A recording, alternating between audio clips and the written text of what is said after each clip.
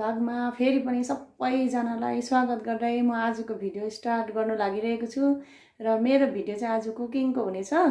मेरो नानीलाई चाहिँ अस्तिदेखिको इच्छा फ्राइड राइस खाने र मैले चाहिँ बनाइदिएकै थिइनँ नि त। नानीहरू है अलिक मिठासे पनि छ मेरो त छोरा, अन्त जेसुकै खानु मान्दैन र मैले चाहिँ बनाइदिएकै थिइनँ।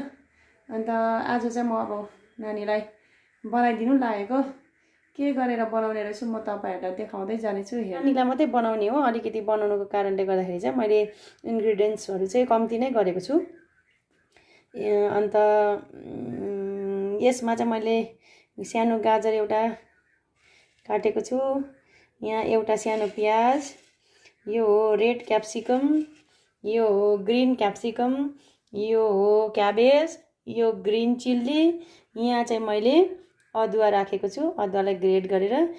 यहाँ लसुन पनि तपाईहरुले हाल्न सक्नुहुन्छ, तर मेरो नानीले चाहिँ लसुन त्यति मन पराउँदैन, त्यही कारण म हाल्दिन। अहिले अब मेरो राइस चाहिँ बनिसकेको छ, अब म के गरेर बनाउँछु तपाईहरु हेर्दै जानुहोस्। पर्छ होला तपाईहरुलाई पनि है, नानीहरुलाई बनाउनुहोस्, घरमै पनि सबैजनाले बनाएर खाँदा हुन्छ है। कोही कोही बेला अब मुख फेरिन्छ पनि, कति राइस मात्रै खाने है, प्लेन राइस, कोही बेला टमेटो राइस, कोही बेला फ्राइड राइस बनाउन सक्नुहुन्छ।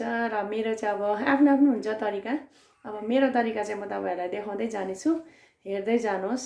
अब म चाहिँ फ्रेन्ड्स यहाँनिर ग्यास बालेर एउटा प्यानलाई यहाँ बसाउँदै छु है। यो प्यान चाहिँ एकदमै हिट हुनुपर्छ, नभए हिट भएन भने चाहिँ तेल फेरि राम्रोसँग खारिदैन, अन्त भात टप टप तल फेदमा टालिन्छ, टालियो भने चाहिँ यो राम्रो हुँदैन। मेरो प्यान चाहिँ एकदमै तातिसकेको छ। अब यहाँ कम्ती मात्रामा तेल हाल्दैछु मैले, अलिकति जिरा हालिसकेको छु, त्यहाँदेखि मैले यहाँ 2-3 ल्वाङ हालिसकेको छु, अनि एउटा तेजपत्ता। अब यसलाई चाहिँ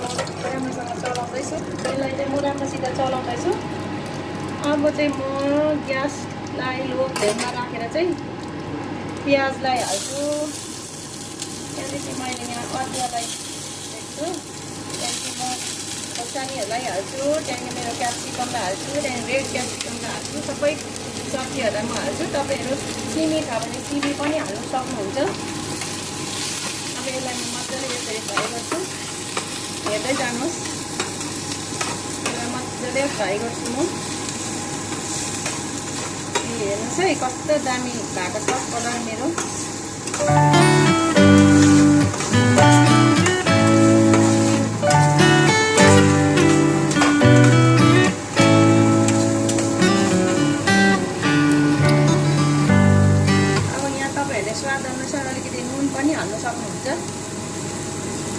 तपाईहरुले कति खानुहुन्छ त्यही अनुसारले नुन हाल्नुहोस् है। यहाँ मैले यहाँनिर अब अलिकति कलरको लागि हल्दी अनि अलिकति चिल्ली पाउडर हाल्नु गइरहेको छु।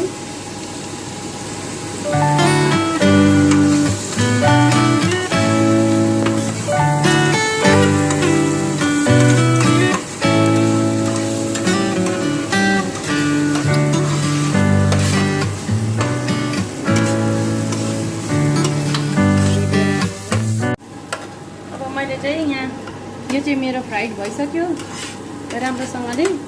अब मैले चाहिँ यहाँनिर 1 बोल राइस लिएको छु, अब यसलाई चाहिँ म माथिबाट हालिदिन्छु यसरी। अब यसलाई राम्रोसित चलाउनु पर्छ मैले, हेर्नुहोस् है।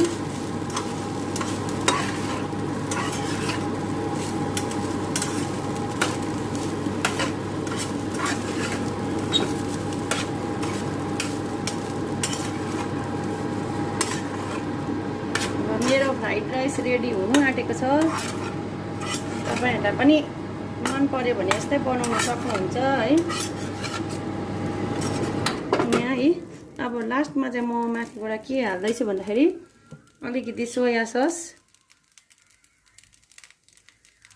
किनभने सोया सस चाहिँ सब्जीमा चाहिँ हाल्नु हुँदैन, राइस हालिसकेर मात्रै हाल्नुपर्छ। सब्जीमा सोया सस हाल्यो भने चाहिँ सब्जीको कलर कालो हुन जान्छ र देख्दाखेरि राम्रो देखिँदैन। अब यसरी माथिबाट तपाईहरुले सोया सस हाल्न सक्नुहुन्छ र यसलाई फेरि एकपल्ट मजाले चलाउनु पर्छ। यहाँ हेर्दै जानुहोस्। अब चाहिँ मेरो यहाँनिर फ्राइड राइस रेडी भइसकेको छ यी साथीहरू। अब चाहिँ म यहाँनिर यसलाई चाहिँ खानुको लागि प्लेटमा हाल्छु। यहाँ हेर्नुहोस् यी।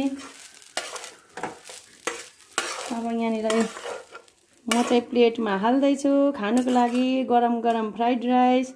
नानीहरूलाई चाहिँ एकदमै मनपर्छ। यहाँनिर मेरो मटर, ग्रिन पिज र लसुन चाहिँ मैले हालिनँ किनकि मेरो नानीले मन पराउँदैन। त्यो दुईटा इन्ग्रिडियन्ट्स पनि तपाईँहरूले थप्नु सक्नुहुन्छ। हेर्नुहोस् यी साथीहरू गरम गरम।